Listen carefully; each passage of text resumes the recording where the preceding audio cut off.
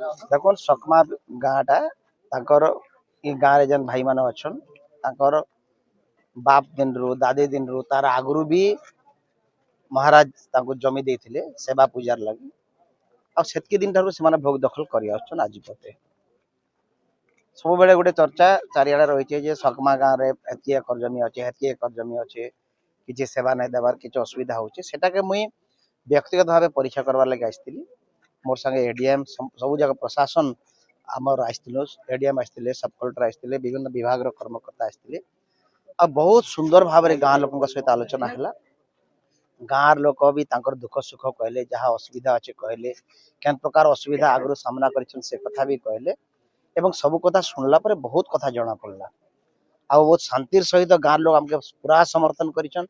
पूरा सहयोग करिछन एवं गोटे आपुसी आलोचना करवार लगी से माने राजी हिचन आ मुई गाँव चार पांचटा भाई को भी डाकिछे आमे बसी करी भविष्य रे केनता असुविधा तांकर नाय हेबा धान किणा बिकार कथा भी हो रजिस्ट्रेशन कथा भी हो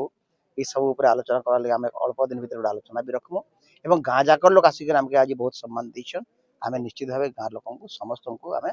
प्रशासन तरफ बहुत बहुत धन्यवाद दउछु।